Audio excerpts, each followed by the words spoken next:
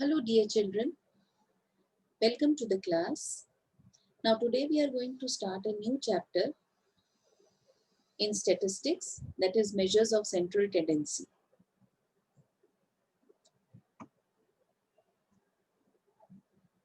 Let us begin with the chapter by understanding the meaning of measure of central tendency. Measure of central tendency is a single value which is used to represent an entire set of data. There are mainly three principal measures of central tendency which are widely used in statistical analysis. They are arithmetic mean, जिसको हम mean भी बोलते हैं. Then second is your median. Median is the central most value of the data. Third is mode. Mode is that value of the data which is occurring most frequent times in the data.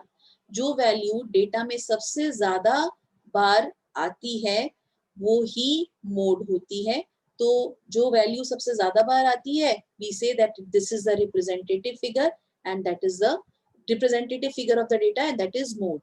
Median is the central most value. The central most value of the data is median and it's a positional average.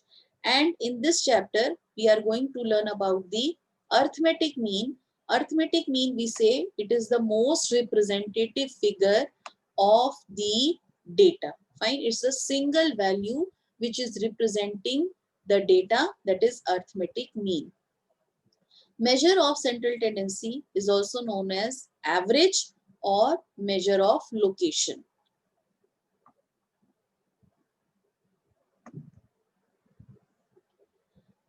Arithmetic mean is defined as a sum of values of all observations divided by the number of observations. Fine.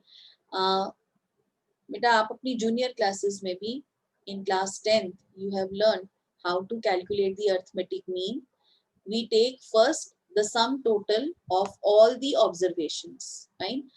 जब हम उसका summation ले लेते हैं सारी observations का, that then this sum is divided by the number of observations. Fine.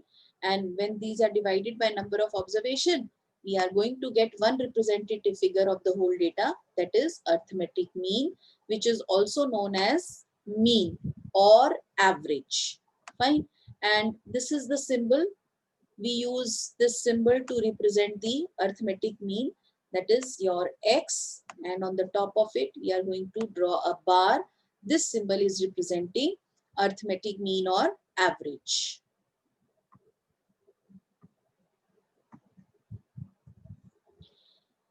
Arithmetic mean can be computed in two ways. First is simple arithmetic mean and second is weighted arithmetic mean. We are going to learn how to calculate the arithmetic mean by simple arithmetic mean and weighted average or weighted arithmetic mean. So let us first understand the calculations of simple arithmetic mean. And we all of us know that there are three types of series: individual series, discrete series, and continuous series. Now in this chapter, we are going to learn how to calculate the arithmetic mean of these three different series by different methods. Fine. So let's start with the first method. See, the methods of calculating the arithmetic mean, they are three in number. First is your direct method. Second is your shortcut method, जिसको हम assumed mean method भी कहते हैं. And the third one is your step deviation method. First is direct method. Second, shortcut method. And your third one is your step deviation method. Now, three series. Each of the three series have got three methods. So we have got total 3 into 3, 9 formula to calculate the arithmetic mean of different series. Now, let's take this example. This is a question in front of you that the marks obtained by 10 students in a subject are student A 85, B 60, C 50, D 75, E 55, F 40, G 55, H 70, I 45 and J 65. Now calculate the arithmetic mean by direct method. Now this is the series beta. This is an individual series. As you can see that only marks of different students are given. These are the names of the students. Now these marks are represented as an X variable. Right? These are X. Now the algorithm to calculate the arithmetic mean by direct method. And this is an individual series. Now the first step is to calculate, this is the direct method. First step is to calculate the summation of X. First step is to calculate, we'll take the sum total of all the observation, that is summation of X. Now if we'll take the sum total of these, summation X, it is equal to 600 rupees. Sorry, 600 marks, not rupees, because these are marks, X variable are marks, so summation X is equal to 600. Now in the second step, we will be able to calculate the arithmetic mean. Arithmetic mean is represented by summation X over N, where N is the number of observation. So summation X here is 600, N is 10, fine. So when we cancel it, we are going to get 60 marks. The arithmetic mean of this individual series by direct method is 60 marks. As simple as that. Now, the next method is your, after direct method, it is shortcut method or assumed mean method. Fine. Shortcut method or assumed mean method. So the first write down the algorithm to calculate the arithmetic mean by the shortcut method or assumed mean method. See, what we are going to do is, first step, shortcut method, shortcut or assumed mean method. Assumed mean method.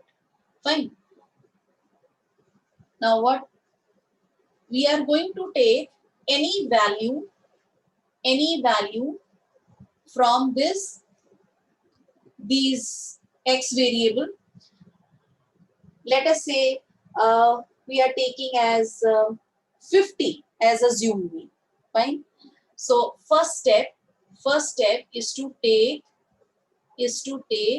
any A as assumed mean among the any values, assumed mean from among these any values of these X.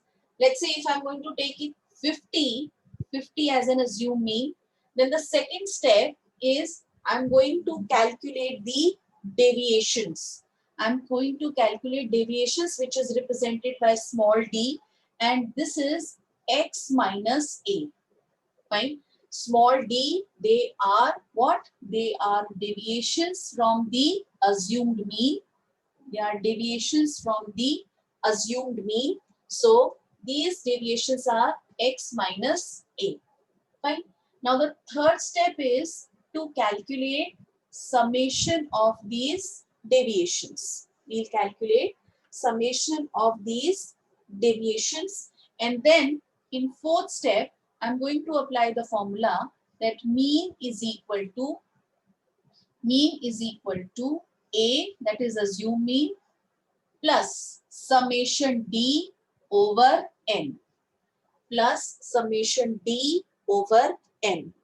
Now, following these four steps, we are going to calculate the arithmetic mean by using shortcut or assumed mean method.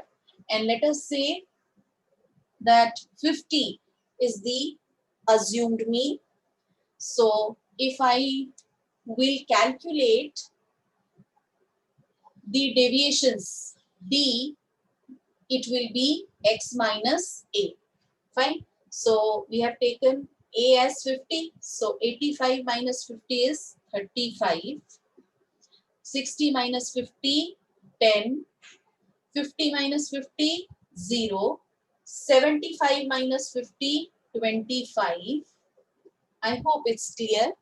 Then 55 minus 50, 5. 40 minus 50. Now 40 minus 50 would be minus 10. Right? 55 minus 50, 5. 70 minus 50, 20. 45 minus 50, minus 5. And 65 minus 50 will be 15. Fine. So these are the deviations.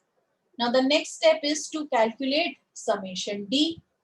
Next step is to calculate the summation D. So the sum of the deviations of all the deviations from the assumed mean is 100. If you take the summation of it, it is coming out to be 100. Now let's apply the formula for calculating the arithmetic mean by this method, that is assumed mean method. ठीक है ना, हमने assumed mean लिया था बेटा, assumed mean से deviations निकाली हैं, इसीलिए हमने इस मेथड का नाम ही रख दिया assumed mean method. So mean is going to be A assumed mean plus summation D over N. So A बेटा हमने लिया assumed mean as 50. हमने 50 assumed mean लिया था, उससे deviations निकाली है. So 50 plus summation D is 100 upon N is number of items, which is equal to 10. So if I'm going to simplify it, so I'm going to get 50 plus 10, which is equal to 60 marks. These are 60 marks. The same mean we have got with the second method, that is assumed mean method.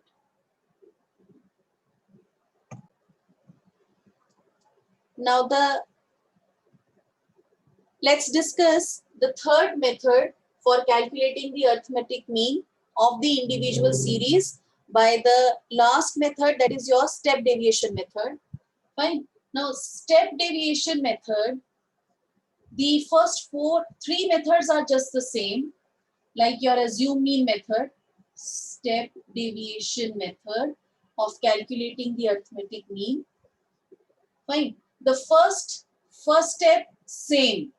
You have to take A as any assumed mean from the x variable. So take assumed mean. Fine. Take any variable, fine, as an assumed mean. Second step, again the same.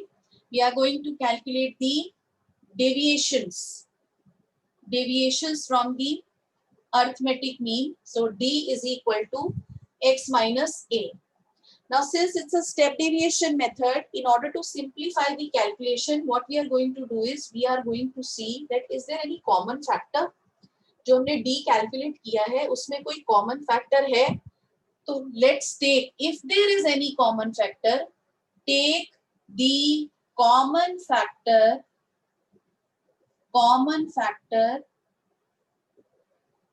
of all these values D and let it represented by C. Fine.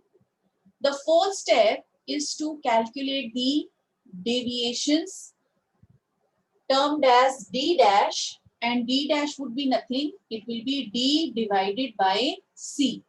We'll divide all the deviations calculated with a common factor taken and we are going to get D dash. And then finally, we are going to take the summation of D dash and we'll apply the formula to calculate the mean. Mean will be equal to A assumed mean plus summation D dash over N into C. Assumed mean plus summation D dash upon N, number of observation, into C. C was the common factor.